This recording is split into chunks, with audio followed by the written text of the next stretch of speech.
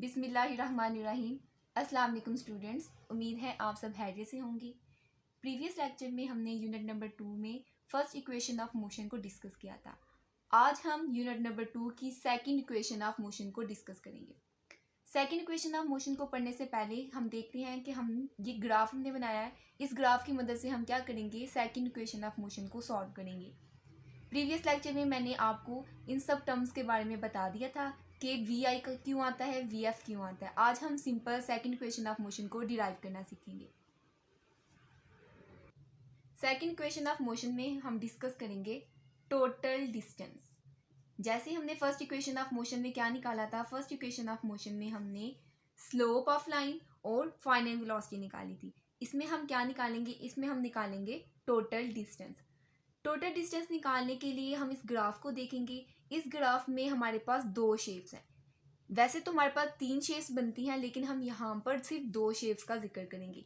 एक आपके पास है ट्रायंगल और एक आपके पास है रेक्टेंगल। डिस्टेंस निकालने के लिए हम क्या करते हैं, सबसे पहले ट्रायंगल और रेक्टेंगल का एरिया फाइंड करते हैं। सबसे पहले हम फाइंड कर लेते हैं एरिया ऑफ रेक्टेंगल। हम क्या करते हैं, सबसे पहले रेक्टेंगल का एरिया फाइंड करते हैं।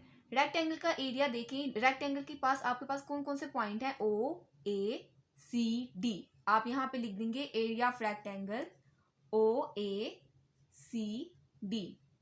अब देखें एरिया का बेसिकली फार्मूला आपके पास क्या होता है, एरिया होता है आपके पास लेंथ मल्टीप्लाई विड्थ। हमने यही फार्मूला पढ़ा हुआ है ना एरिया का फार्मूला अब हम इस पे अप्लाई करते हैं। अब देखिए आपके पास जो सी और डी है वो आपके पास क्या है, लेंथ है। आप यहाँ पे लिख दें सी डी मल्टीप्लाई विड्थ आपके पास क्या है, ओ और डी। यहाँ पे आप लिख दें ओ डी।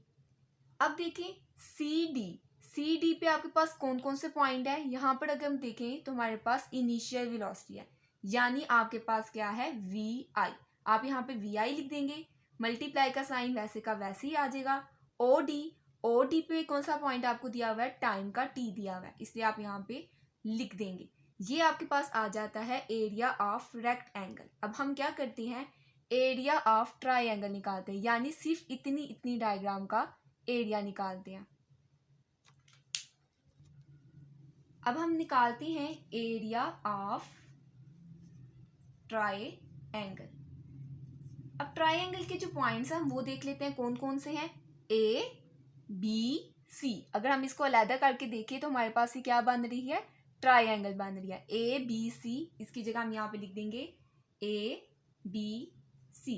अब जाहिर सी बात है एरिया का फार्मूला, तो एरिया का फार्मूला यही होगा लेंथ मल्टीप्लाई विड्थ। लेकिन इसमें एक चीज आ जाती है, ट्रायंगल कैसे बनती है, जैसे ही हम किसी भी रेक्टेंगल का हाफ करते हैं, यानी उसका आधा करते हैं, तो हमारे पास क्या बन जाती है, ट्रायंगल बन जाती है। जब हम इसका हाफ करेंगे तो यहाँ पर हमारे पास आ जाएगा 1/2।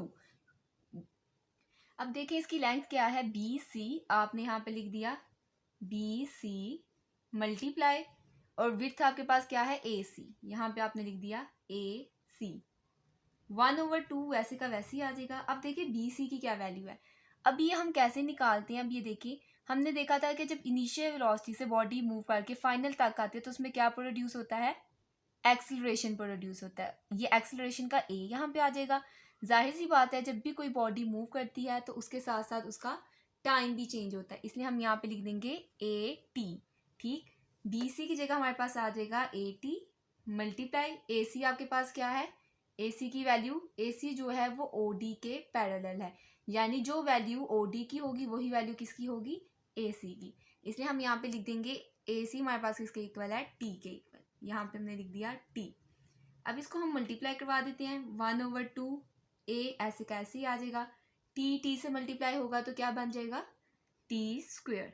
अब देखिए हमने क्या कहा था कि हमने सेकंड इक्वेशन ऑफ मोशन में टोटल डिस्टेंस फाइंड करना है। अब हमारे पास टोटल डिस्टेंस आ जाएगा। अब यहाँ पे लिख दें टोटल डिस्टेंस। टोटल डिस्टेंस हम कैसे फाइंड करते हैं, हम एरिया ऑफ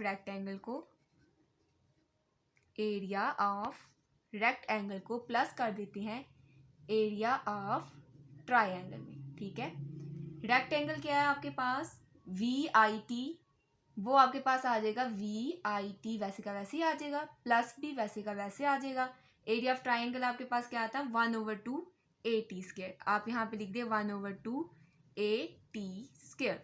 डिस्टेंस को हम किससे शो करते हैं, डिस्टेंस को हम S से शो करते हैं। ये हमारे पास है सेकंड इक्वेशन ऑफ मोशन, जिसमें हमने देखा कि कैसे हम एरियाज फाइंड करके उसके बाद डिस्टेंस फाइंड कर सकते हैं। स्टूडेंट्स, आज का हमारा यहाँ पे टॉपिक खत्म हुआ। इंशाल्लाह थर्ड इक्वेशन ऑफ मोशन हम नेक्स्ट लेक्चर में डिस्कस करेंगे। तब तक के लिए अपना ख्याल रखिएगा। अल्लाह हाफिज़।